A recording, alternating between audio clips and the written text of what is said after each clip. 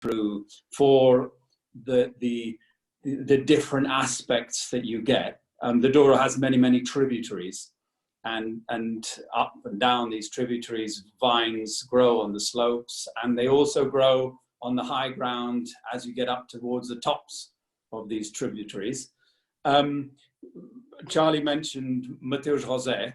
Mateus Rosé was, in a way, the first calling card for Portugal, the first world leading brand of rosé. It was a very clever thing. At the time, as Charlie pointed out, Portugal was dominated by, after the war anyway, by co-ops, and there was a lot of wine around, and the owners of Sograp, who were the parent company who make Mateus, saw this opportunity and thought, hang on, what do people want? They analyzed the market, and they came up with this wonderful thing, which was a lovely rosé at the time. Not many people drank wine in the late 50s, early 60s. But what's the link to this wine that we're going to drink now?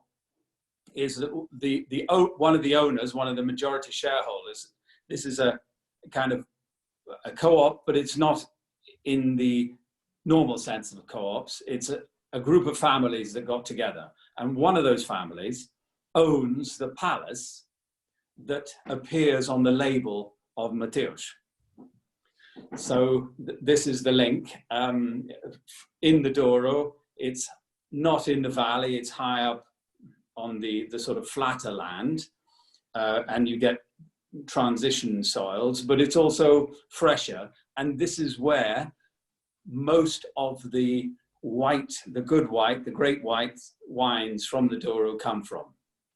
Not to say that you can't produce them down further in the valley, but it's warmer there, and the acidity that the grapes have tends to be burnt off quite quickly as soon as the temperatures start rising, you know, at the end of August, beginning of September, as you approach harvest. But on the high ground, you get the sun, but you get the freshness and you get the breeze. And so the white grapes retain a lot of their freshness. What have we got here? A set of indigenous Portuguese varieties, except one, which is the Malvasia fina. I think that comes from somewhere in the Eastern Mediterranean originally. But there is things like Rabigato, there's Viuzinho, there's Córdoba, and this group of families have this winery, and they collate all their grapes and do a very, very good selection. And this is, if you like, their flagship, Lavradores de Feitoria. The word Feitoria comes from an ancient Portuguese description for a family winery, a village winery. And they open their doors at harvest time, and you put your basket and threw your grapes into a lagar. We'll see what lagars look like in a minute. There's a photo of that. And I'll bring it for you. So that's where... Sorry, I'll cut across because I'm going to show another image, which I thought was, oh, no, I've lost the image, to sort of show that how difficult it is to actually grow. Yesterday, we had the joys of seeing from Nathan in a presentation the wine region of the Mosel, but the Douro here, I don't know who's been lucky enough to bid, but please do go, because it is a beautiful trip to do. But just seeing the steepness of these and just the aridness of the region to produce one at all is a miracle. But secondly, to produce amazing wines of such freshness. And I think I remember being struck that the importance of the stainless steel fermentation and being able to temperature control them was a big turning point for me and for the wine region in general, I think. Indeed. And then let me just bring up, sorry to cut your flow there, I will try and bring you up the lagage so you've got something else to explain to people. There we are, lagares. Take it away.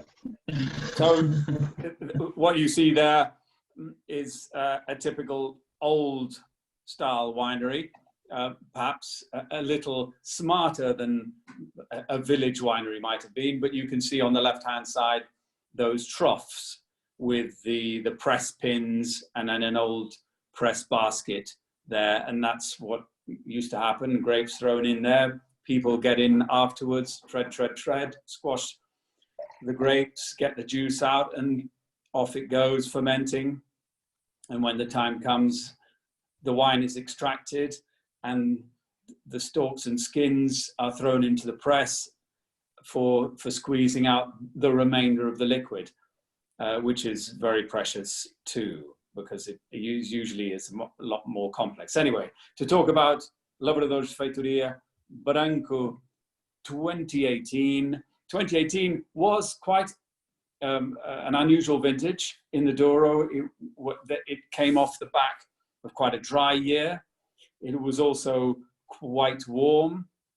Crop was down, but again, as you are we're on the tops here. We're on the high ground, the plateau. Good crop, good level of, or a yield, reasonable yield, also produces grapes with more concentration, more flavor and character. And I think this is what you have here. As you drink it, it's 2018. This has had round about 9 months, a year in bottle. It's already showing nice development. There's what I would say apricot, melon, little hints of, I suppose, citrus peel,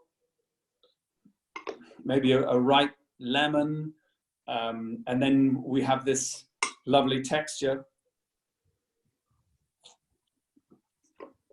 It's quite gravelly, but there's freshness, and it finishes with a good texture, good body, and length.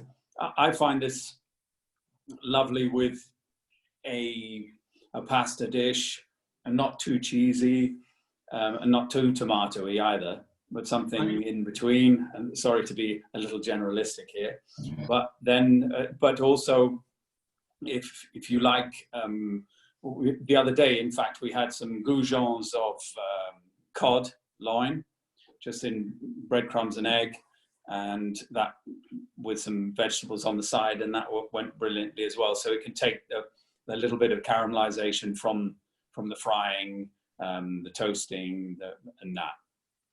I was going to say, I know most people, wouldn't grab a white from Portugal just generally. So I'd just be interested. Do unmute yourselves. I think everyone can unmute themselves. But what is everyone sort of thinking about this wine? Because for me, I'm always surprised that we sell it at £13 at Honest Grapes. It isn't such a lovely different style of freshness for a white wine when you're getting a little bit tired of a Sauvignon Blanc or a Chenin, or you don't like the big grassiness of a Viognier. So anybody have any pointers on it, or we're just going to carry on? We're loving it. Loving it. I'm glad to hear. 2019 like, Raymond? 2019 was a fresher year, slightly bigger crop, longer ripening time. So I think you probably find the white wines anyway, have a little bit more acidity, but have some austerity as well. So at this moment, we think that the 2018 is showing very nicely. I would wait a little bit longer for the 2019s. From the Douro anyway. What is the best year? I think that was a question of what was the best year, I think. Yes. Of the last 5 years, say? For this wine, yes, the last few years. The last few years, 16 was very good. 17, depending who you are. Some producers produce some very, very good white wines anyway. Others didn't quite get it right, left it a little bit late, and so the wines are slightly heavy.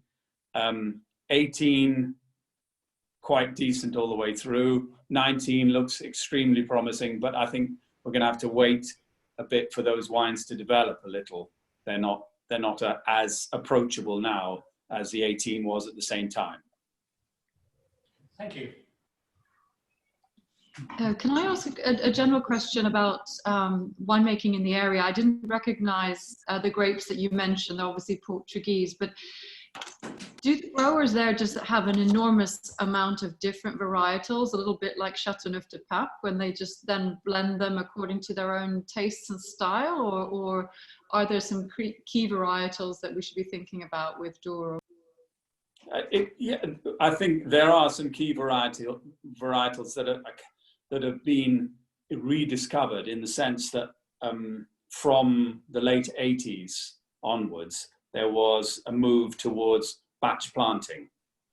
So there was a lot of work done prior to that as to assess the grape varieties in sort of micro vinifications, a lot of work. And so they sort of honed in on probably a set of 5 to 8 recognized grape varieties for their quality, especially, and depending on where you are in the Douro, if you're on the plateau and the higher ground, a different set to down in the valley where the heat is.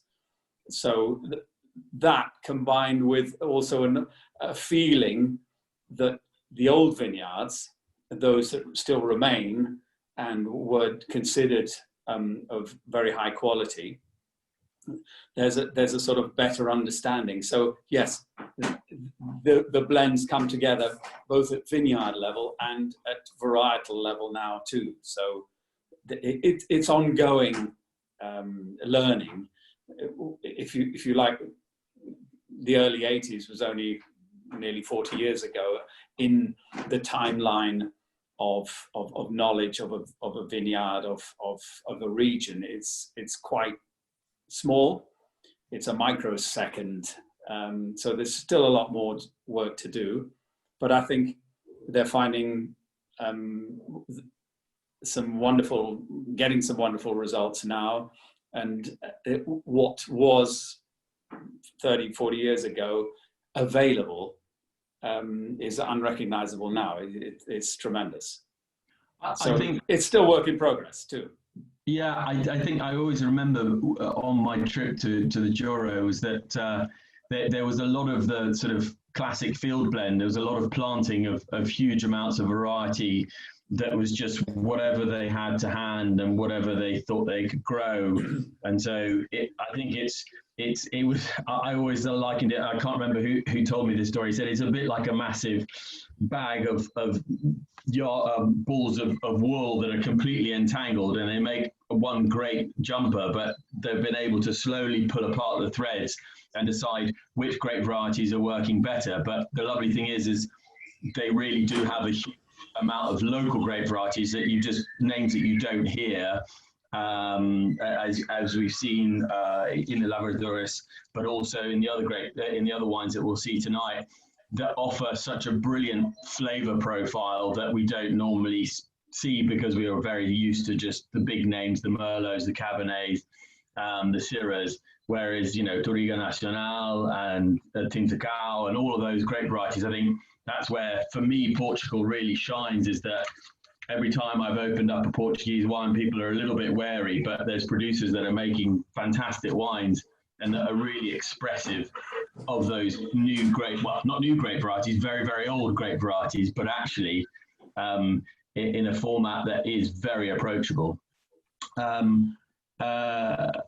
don't know, I'm just looking at a question I got. I've got Tom and Steph asking, is Feitoria the same word as Fattoria in Italy? But I'm not. Yes. Yeah, absolutely. It is. Yeah, it is. There's a funny story about the Douro, which comes from if you like, the past, is that when initially after the revolution, sort of after Portugal joined the EU in '86, and investment was available, grants were available for improving lots of things, planting new things, new wineries, etc.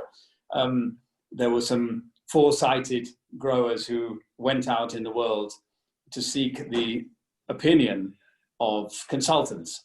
And a lot of them came to the UK to talk to what they considered the masters of wine, which were the MWs.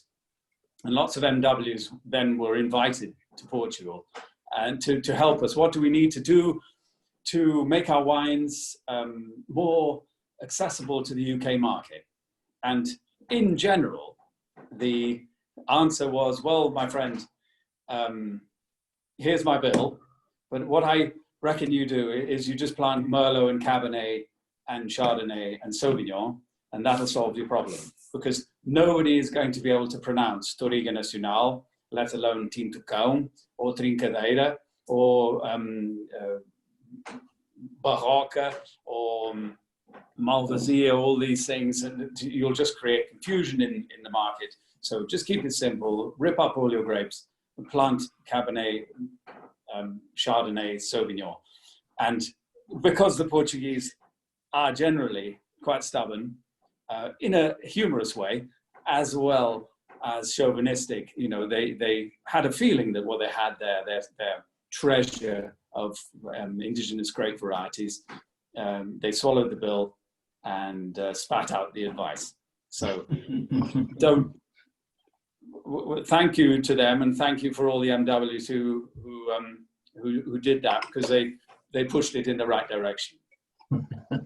I think that brings us perfectly on to our next wine. So for those who haven't already, I've seen some people charging their glasses.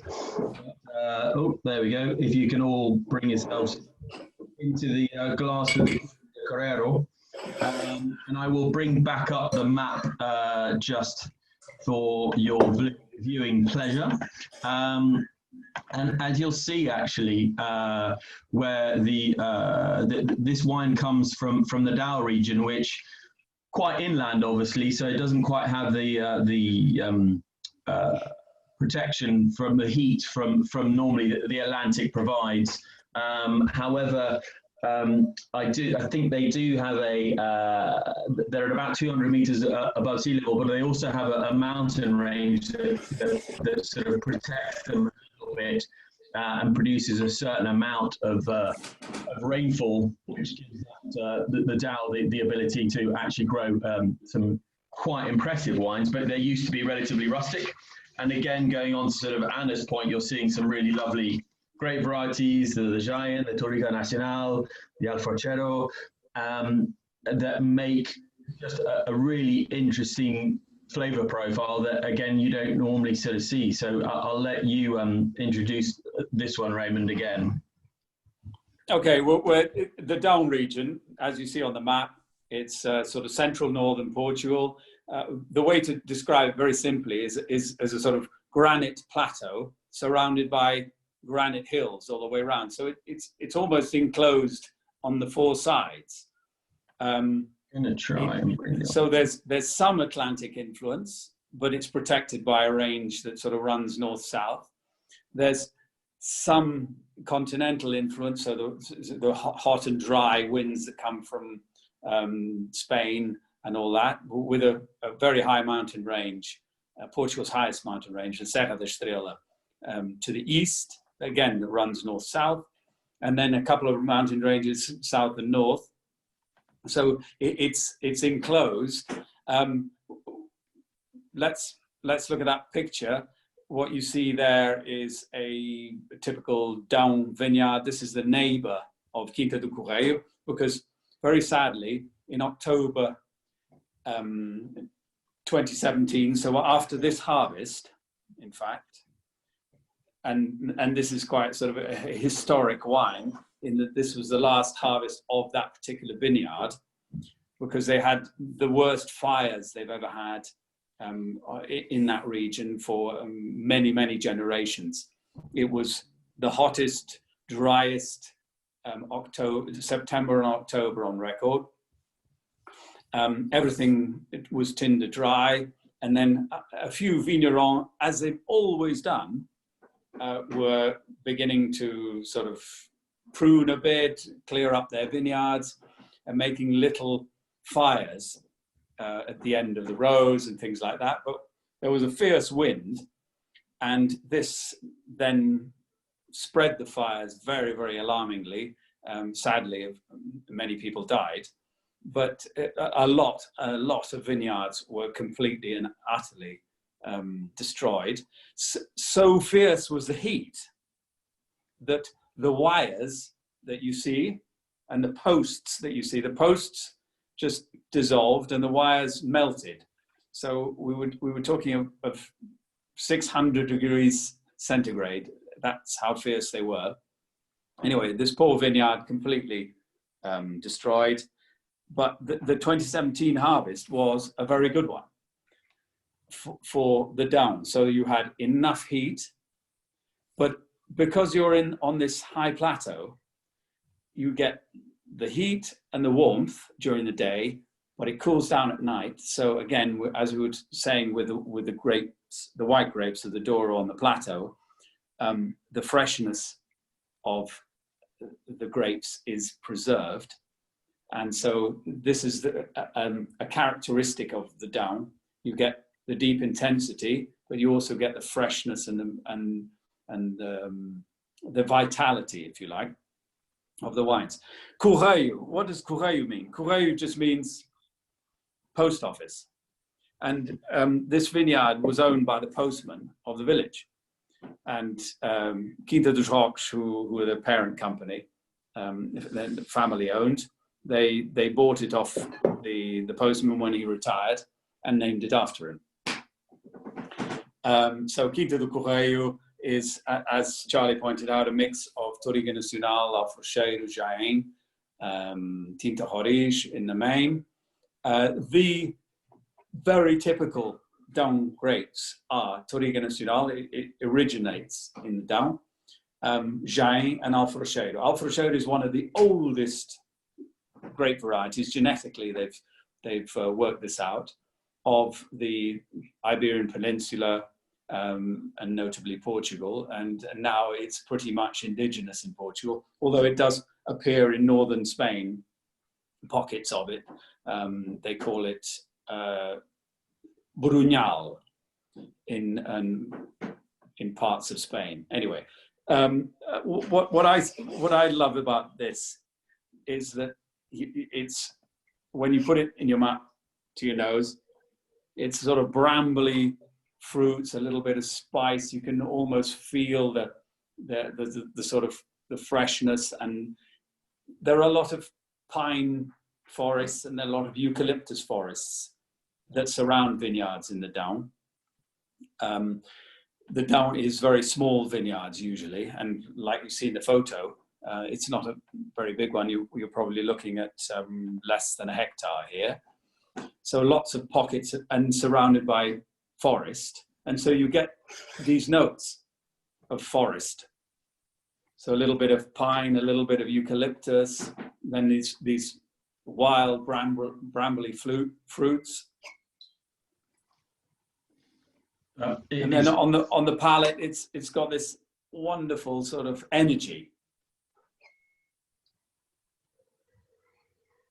Now, today, this is one of we use this for a lot of tastings honest grapes, and everyone is always points this out as one of their favorites for time and time again. It really is one of our most popular wines because it hits on so many notes. It's got, like you say, that interesting nose, it's got complexity on the palate, and yet it's not overpowering with tannins, but it's got these really interesting fruit flavors that you don't normally see out of your standard sort of Merlot and stuff like that. So yes, a lot of people, I don't know what everyone else is sort of thinking on these, but hopefully you're enjoying them as much as we do at Honest Grapes.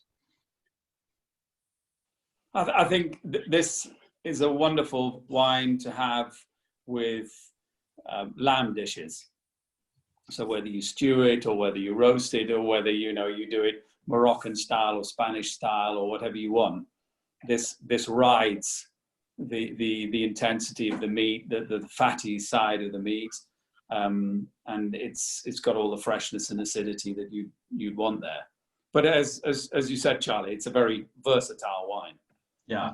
So I've got a couple of questions. We've got from Simon. He's saying, what are the sort of, he says, if Rioja or Ribeiro are the signature wines of Spain, what are the equivalent quality ones for Portugal? It's a good question. At the moment, you have to say the Douro Valley. Yeah. Both reds and whites. And then you can, it's not quite so clear. Yeah. But you come possibly down to the southern Portugal, the Alentejo, so east of Lisbon towards Spain. That is producing some wonderful, especially the estate wines, and has been for many years. And then you'd probably creep up to the Bairrada, and we're going to talk about that wine or wine from there in a minute. Okay. Portugal doesn't have, I think, yes, look at it as the Douro, and the rest is very much work in progress.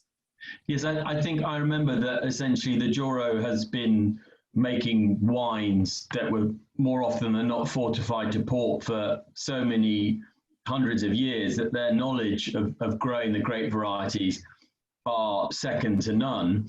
And now that port is sadly on the decline, they've got these fantastic grapes on the vines, and they're just perfect for making astonishing wine from. So they've got a very, very high quality product. So I was always quite impressed. As you know, I had the joy of working with the IVDP, which is the big controlling body of the wines of the Douro and port.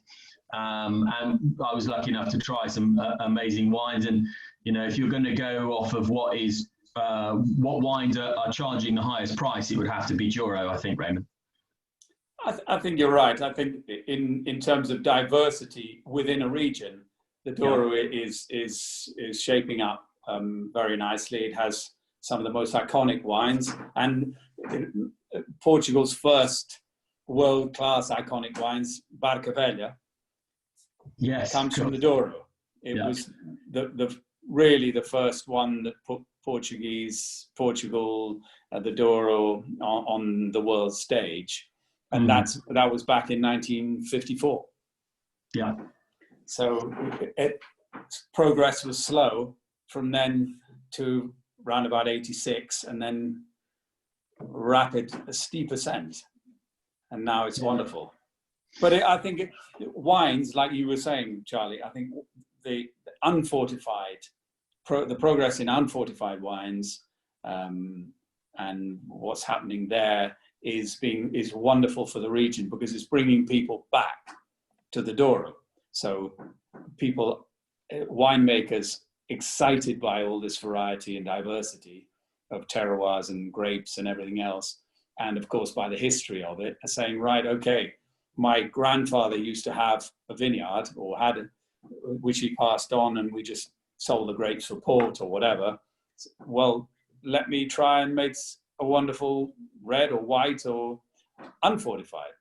Yeah, and I'll go and live there. I remember that working with a governmental body like the IVDP, it had its bonuses, but it also had its restrictions, as you smirk slowly. But to the extent, like a lot of these wine regions are really trying to break out, they had the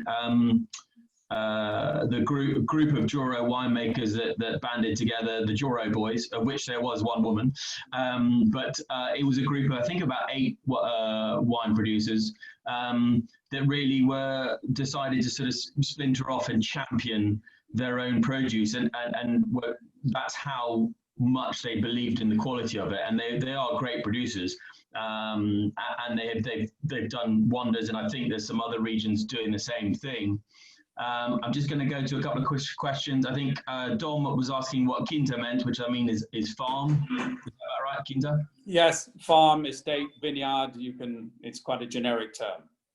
That's fine. And then I've got Jeremy, who's asking the sort of Portuguese varietals, are they related to ones more commonly known? I think that could probably be an actual webinar in its own right, because the amount of research that's been done, and it's good to know that actual Portugal has quite a few universities that are teaching wine courses that are now world renowned, and they've done quite a lot of work in sort of breaking down the genetic links on that, but there are quite good links to what those grape varieties are. But there's also, if I'm not mistaken, some of the grape varieties that are there are pretty much standalone. There's no link to them, as in that they are on their own standalone grape varieties. There's no sort of, you know, paternity, maternity. Oh, he's waving it around. What I was going to say was, in this bottle, there are, if you like, 2 Iberian grapes that cross the border, and the Iberian Peninsula in a way is quite a unique zone because of its peninsularity. But the Jaén, Jaen, is also the Mencia in Spain, and so the Mencia apparently originated in northern Spain and made its way south with the pilgrims somehow to Portugal.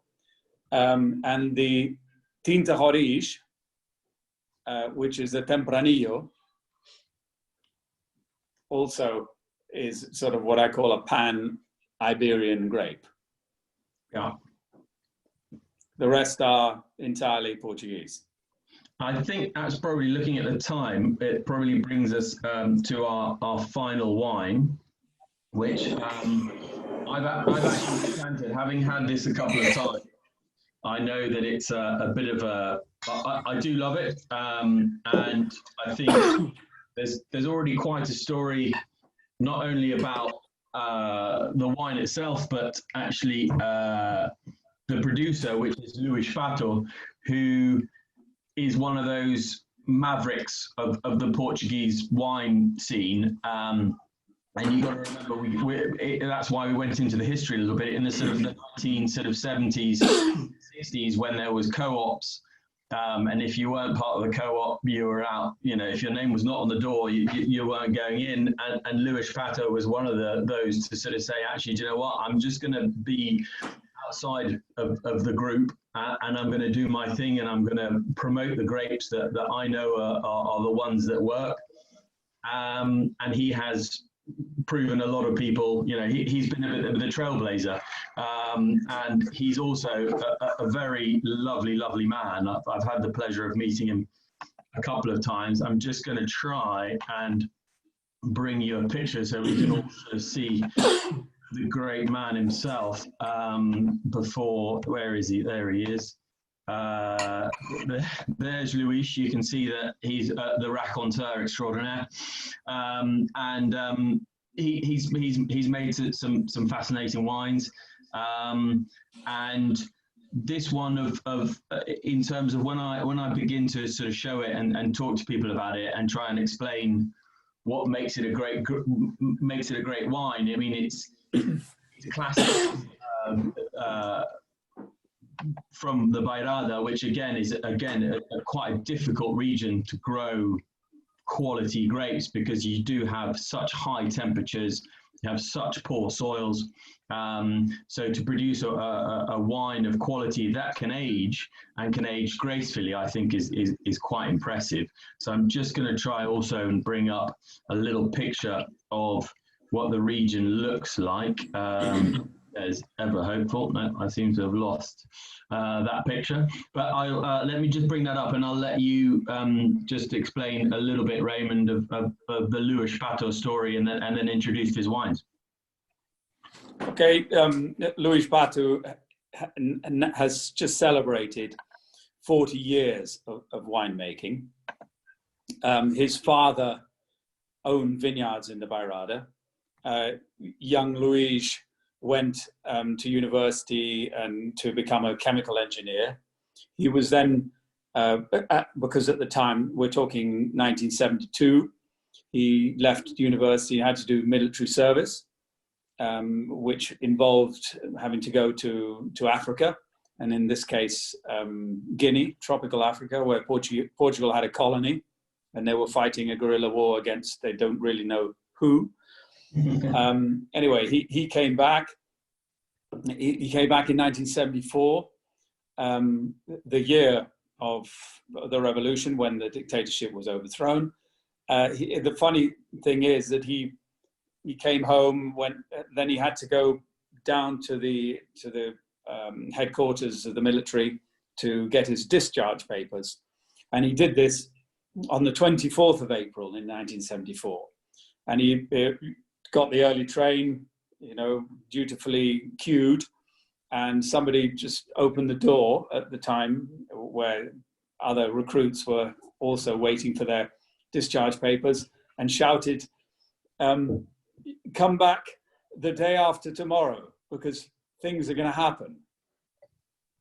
So the day after tomorrow was the 26th of April. On the 5th of April, the military coup happened and the regime was overthrown, and Portugal then started on the road to democracy. Anyway, Luis got the train home and sat down with his dad and said, shall I start making some wine? And his dad said yes. And so off he goes. And Charlie, you mentioned he was a pioneer. He's a guy who's always enjoyed experimenting. And but it's weird because in the Bairrada, the word Bairrada comes from the word barro in Portuguese, and the word barro means clay. So they're very usually quite clay driven soils with varying amounts of chalk. So this is a typical scene. So the experimenting with bagas, what do you do? That's only one grape, and that's what makes this region unusual, is that in most of Portugal's regions, there is a host of grape varieties. In the Bairrada, it's 95% baga. Why is that? Nobody quite knows, but baga sort of suits the soil, the climate. We're not too far from the sea, 25 miles to the west, and then mountains to the east. So, but it is quite tough. The Baga grape, possibly one of the reasons was that it produces a lot, and if you pick it early, it's got very, very high acidity, not much color, and that gives very good base wine for sparkling wine, which was a thriving industry, and still is to an extent, up until the sort of late 60s, early 70s. So Luis sort of sets off on his own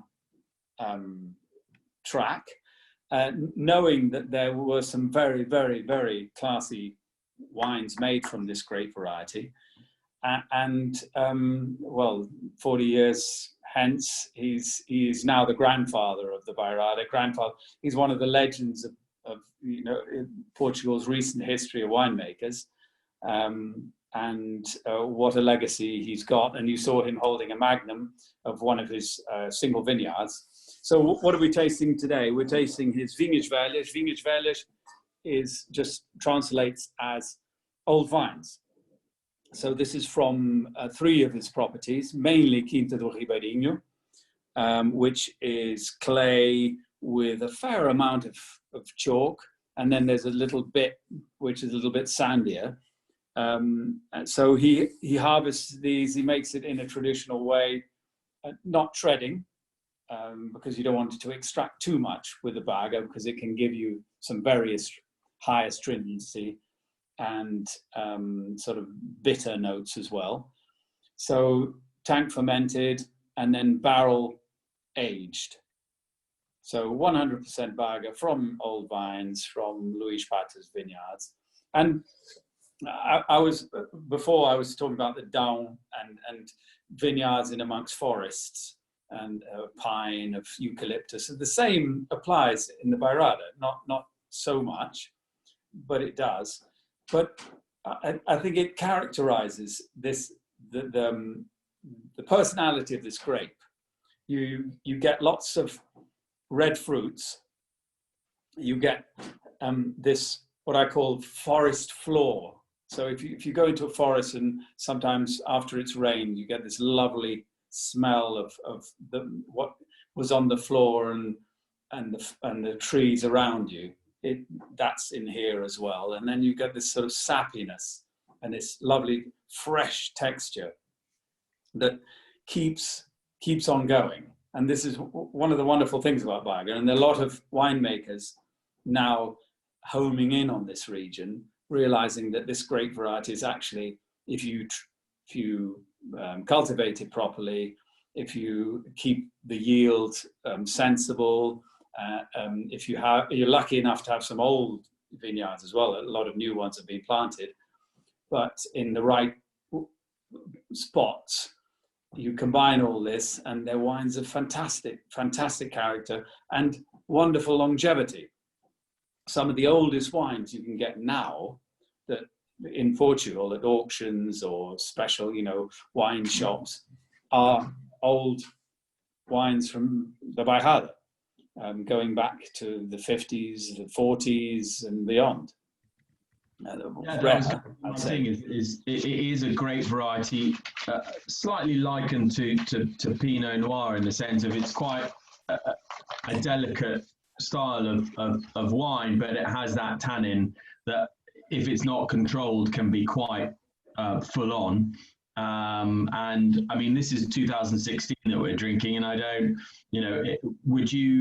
for me, there's some fantastic flavors there. There's some good complexity. You do get that very much sort of forest floor, slightly mushroomy nose on it, which is something that you would expect to see on an older, more mature vintages with wines in general. But is it still quite young for you for a Baga? It is young. It would be. For example, 2016 was a weird year. Normally, Baga likes a sort of moderate heat towards the end of its ripening stage. What it got here was a burst of heat. So September temperatures in the Bairrada have never been so high. That's not necessarily a bad thing, because the clay holds a lot of water, so the vines are never stressed as such. But what you did get was a little bit more ripeness and development, and a little bit more softness than you normally get from Baga. So this comes out here. There's a little softness, there's a little sweetness to add to that sappiness here, and freshness, which you wouldn't find in 15. 14 was very, very hard, but 13 as well. So I think these are wines that you can enjoy earlier than normal. But again, they are of long life. So if you compared, for example, a 15 with a 16, you'd think that the 16 was older than the 15, which would be the right conclusion to draw. However, this is the nature of 16, which is quite an unusual year. But if you knew what you were doing, like Luís Pato, you pick at the right time, you can judge it so that you get the best of the conditions and the best of the grape. Absolutely. So I don't know what people are finding. I know there's been a couple of comments that people were sort of wondering why I requested to decant this, and for me, it's always a wine that just requires a little bit of of stretching out. It's not as bold as a big Syrah or a big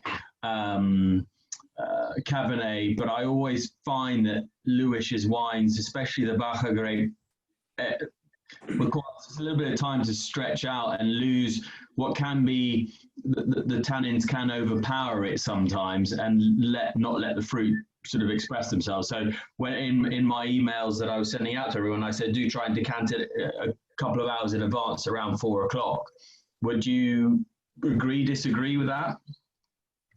Yes, I think with the 16, it possibly doesn't need so much decanting as you would in a 15, but there is a sort of tension and sinew to Tobaga in its structure that sometimes needs a little bit of air once you've opened it, just to let it mingle with the fruit, let it mingle with the other components of the wine, to give you a nice balance when you're drinking it. But it's one of those wonderful wines that you can open a bottle today, and you can have a glass tomorrow, and the next day, and the next day, and 5 days later, it's still developing, still giving you different characters, and never feels like it's getting past it or old or stale or jammy or anything like that. So it is very robust, deceptively. Yeah, absolutely. So what do they eat with it in the region? Yeah, The favorite dish is suckling pig. Sorry for those who are sensitive, and sorry for those who are vegetarians and vegans, but this is a sort of a perfect match. But it's a very versatile wine. It goes with good, powerful fish, say a turbot or halibut, things like that. Even with a spicy chicken, it'll take that spice as well. Don't say peri peri. No, I wasn't going to say that. And again, we like it usually with like a roast vegetable lasagna, Right? where you get some of that the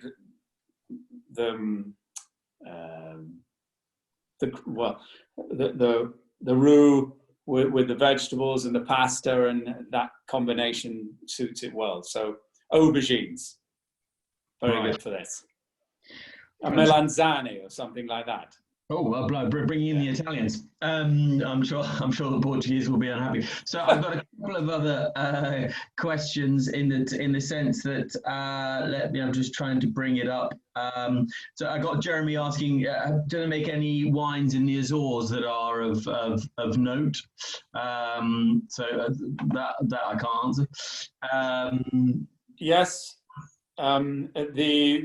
possibly the most notable is Pico Island. Pico Island is an extinct volcano, extinct 100 years ago, but has a great tradition of white grapes going back probably 200 years. And now they used to make a kind of fortified sherry style wine if you went back 50 years, but slowly they've been making unfortified, and now they make the most wonderful white wines, which are sort of salty, smoky, full of life. Of course, it's swept by the Atlantic winds, but it also they grow on this volcanic soil. So there's all this in it. There are two main growers, I would say. There's Pico Island Co-op, which is what we import, and there's the Azores Wine Company, which are a group of winemakers from Portugal whose ancestors had properties on Pico Island and are now making some wonderful wines, mainly white. It's Tinto dos Açores, it's Verdelho, and it's Torrentez do Pico. So those are the main grapes. But they're wonderfully mineral as well, and super concentrated, but deceptively. So when you look at it and you first taste them, you think, these are going to be heavy wines, but they're not. But they've got this wonderful body and weight and balance. So it's an exciting place in the middle of the Atlantic when we're all allowed to travel again. If you want an escape just to go for a week in Pico Island. You'll have the most magical experience. So I'm realizing we're coming up to 7:30.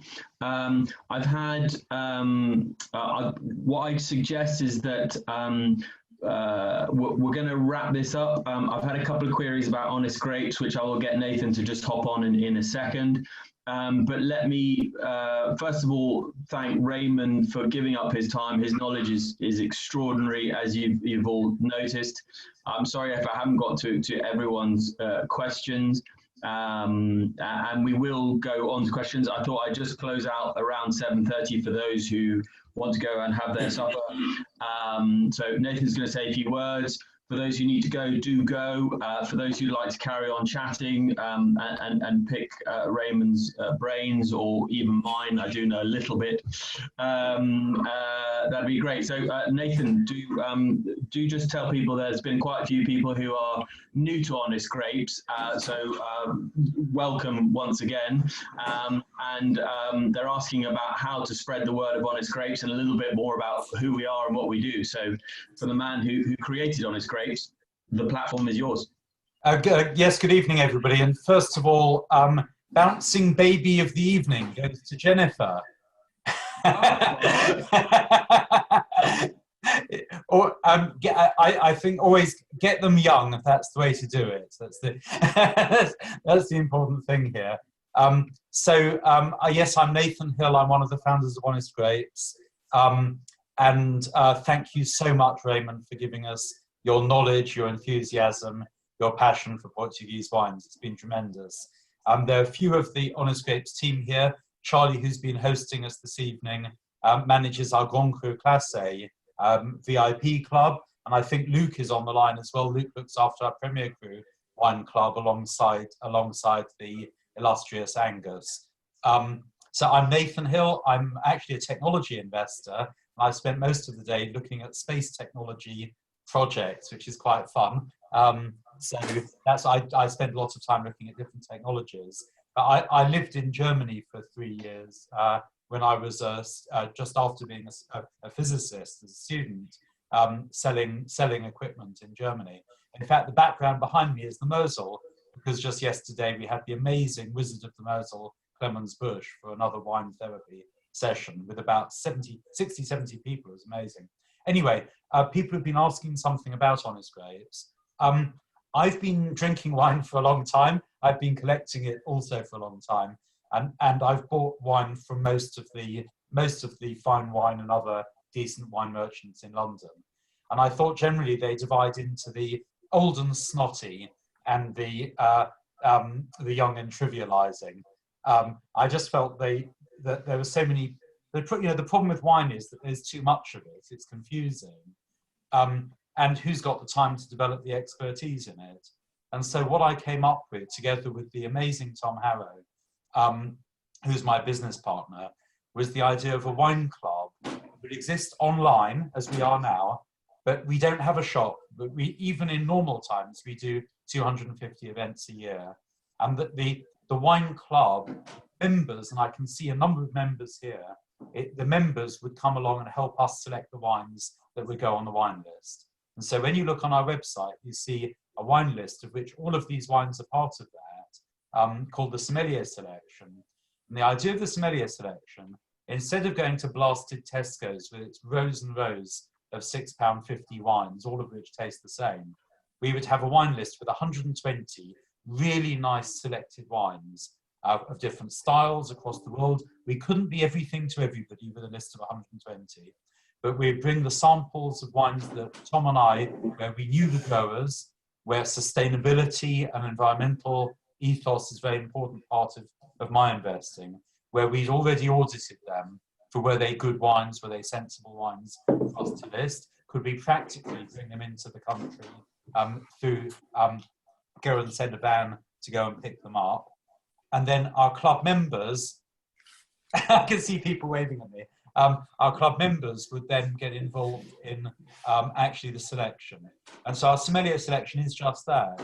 And it's a wine club. You're welcome to buy, we call you a friend. If you buy things online, if you come along to our events, everybody's welcome. We're very inclusive in that sense. All the benefits, all the magic goes to the people who join our Premier Crew and our Grand Cru Placé clubs. I can see Steph and Dom there going to join the club. We've the club, there's no membership fee. You pay something every month into your wine bank. You get 10% of your deposits back as pips for you to spend on wine. You get lots of invitations to lovely events. We're just a small company. There's just a dozen of us. We do our absolute utmost to look after everybody. We do make mistakes. When we make mistakes, we say, sorry, fess up and try and sort you out. We have a VIP lounge called the Grand Cru Placé that Charlie looks after. And that's for the guys who buy loads of Burgundy, Bordeaux, Brunello, the sort of big boy wines and stuff. So Charlie looks after those. But basically, and Euro, top Euro, and top Euro, and basically, the things that really knock me about buying wine as a collector and drinker in London are the snotty-nosed merchants who look down their nose at you for not being as much of a wine buff as them, and the people who expect you to know everything. What we're trying to do is put, and it's a rotating selection, a limited choice of wines in front of everybody. There's no compulsion. It's not a box club. We do have lovely mixed cases, but you're not obliged to buy things at any time.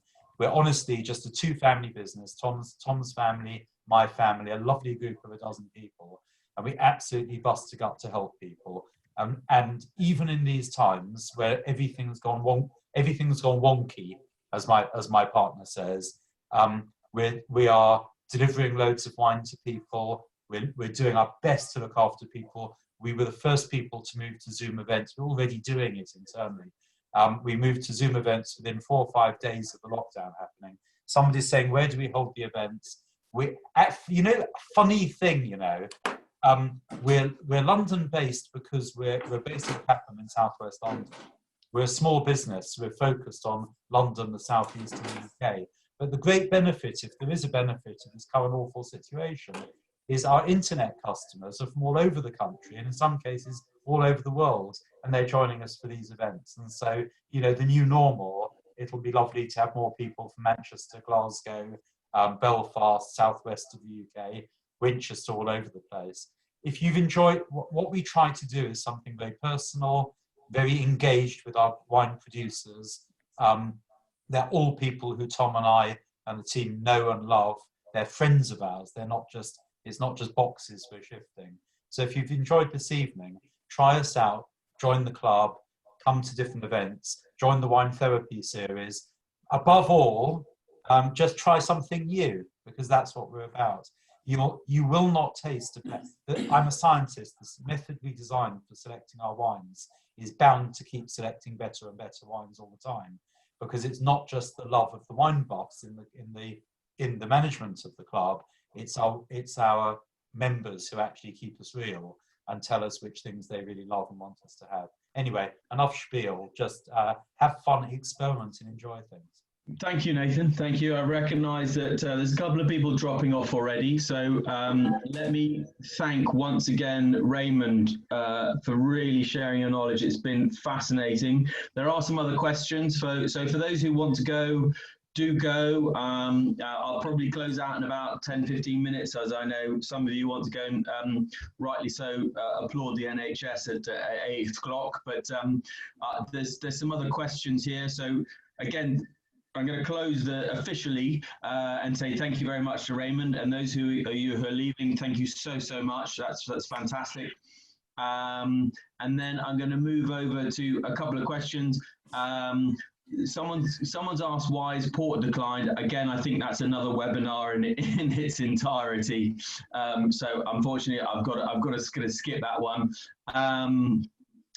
But someone has asked Raymond a couple of your favourite reds for people to explore Portugal further, sort of outside of the sort of mainstreams. Are we talking regional here or actual wines? Well, let's delve into probably more regions, I think, for people to discover, because I think specific wines are relatively as you know, difficult to come by. But yeah, no, do give us a little region and maybe pepper it with a couple of favourites. Well, I think we started in the north. We've got the what they call the Vinho Verde region, Vinho Verde region. But in the north of that, right in the north, on the border with Spain, running along the Minho River, is the zone of Alvarinho. So it's the same grape as the Alvarinho. Yeah. You'll see right in the top left-hand corner, there's something that looks like the crest of something going out there, right in the corner. And Alvarinho makes some wonderful white wines, as anybody who's come across Spanish Alvarinho knows. Portugal's Alvarinho is a little bit more mineral, a little less salty because it's further inland. And of course, my favorite is Quinta do Sommelier. They've been making fantastic Alvarinho since the early 80s. In fact, the first bottling was 82 and are recognized generally as wonderful. I mean, they make lots of different cuvées, but their basic Alvarinho Clásico is just a wonderful drink for any moment. Mm-hmm. So outside, if you go further south, I think the Alentejo, or what they call beyond the Tagus, it translates as that in Portuguese, which are the sort of southern plains. You have some wonderful red wines from the little enclave of Porto Alegre, which is granite and hills, and you get freshness. I love, for example, the Symington family have just bought Quinta de Fonte Soto. That's a nice one. The Wine Society do that. But our producer is Susana Esteban. She makes some wonderful whites and some very, very fresh reds, which is unusual for that region. And then if you come further south in the Alentejo, things like Morchão, Berry Brothers do it, I think, which is a small estate. In fact, it used to belong to my grandfather. That's why I'm plugging it. And Quinta do Moro, another small estate. These are wines that have a warmth to them, but are immensely satisfying to drink. So explore that, really. Yeah. Vinho, so Vinho Verde. Yeah. Go. Also, if you look for individual growers, but you know, ask Charlie, and Charlie will ping the question through to me, and I'll give. I can send a list or recommendations, but it's wonderful, and it's changing so quickly. Things are happening. White wines, red wines. A lot of white wines from the Lisbon coast, which is close to the Atlantic, are gaining notoriety, especially the ones that are made from the Arinto grape, again, an indigenous one. So it's exciting in Portugal, lots happening. And so just explore. You won't be disappointed. You might perhaps not enjoy the style so much, but you'll never have a bad wine. So the todos. Thank you very much. That means health to all. Thank you, Raymond. That's and I think I can, having explored the north and the south. The Douro for a 3-day getaway is extraordinary, and having worked on the sort of public relations sides for a little bit of the Douro, there are some fantastic now facilities for tourists that are just outside of the norms. That right down in the back of the valley of the Douro was highly inaccessible. You're getting beautiful hotels now, and you're getting really interesting wines. You're getting really interesting food. So I can only recommend. I should be getting some form of stipend from the IVDP for this promotion, but a trip to the Douro. The flights are easy, and it's really, really lovely, and it's a great way to see a wine region that's not too difficult. It's very accessible. They've made it very accessible, the Portuguese. So I can only recommend that.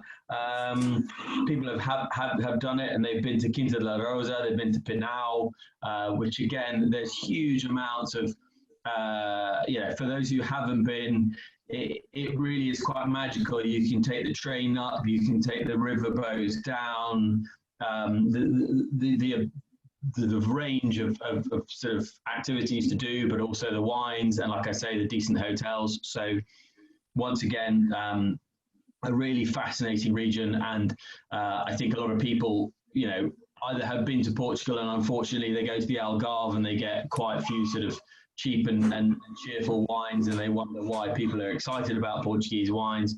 But then they realise the ability, and that's one of the lovely things about our group of people here at Honest Grapes, is that they are looking for quality, and they know to actually get quality, you need to spend a little bit more. So when they're used to spending £4 for a Mateus Rosé, when we say spend £13-15 on a white or £20 on a red, they know that we are going to get quality. And that is essentially the reality, is that there are winemakers out there that are making brilliant quality wines, but you do unfortunately need to pay a little bit about it.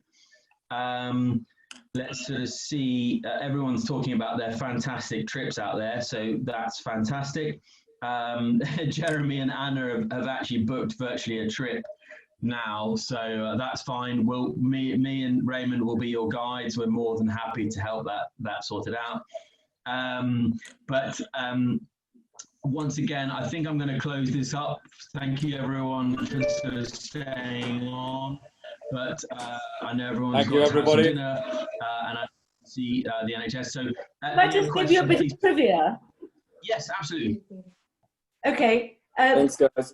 Our man in Portugal, i.e. the British ambassador to Portugal, has been posting up pieces of music, him playing the piano, which apparently the first two were him playing the music that was used for the code words or code music for the uprising of the Carnation Uprising in 1974.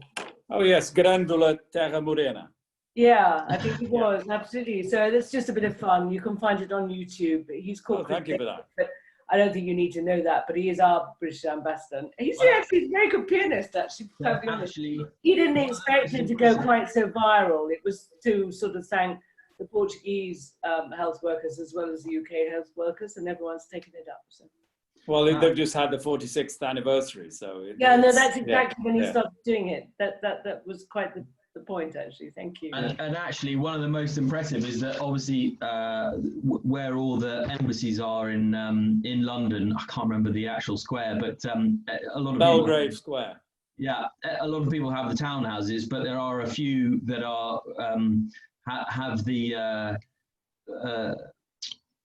luck of, or probably the authority to have one of the corner houses of the square, and the Portuguese embassy is one of them.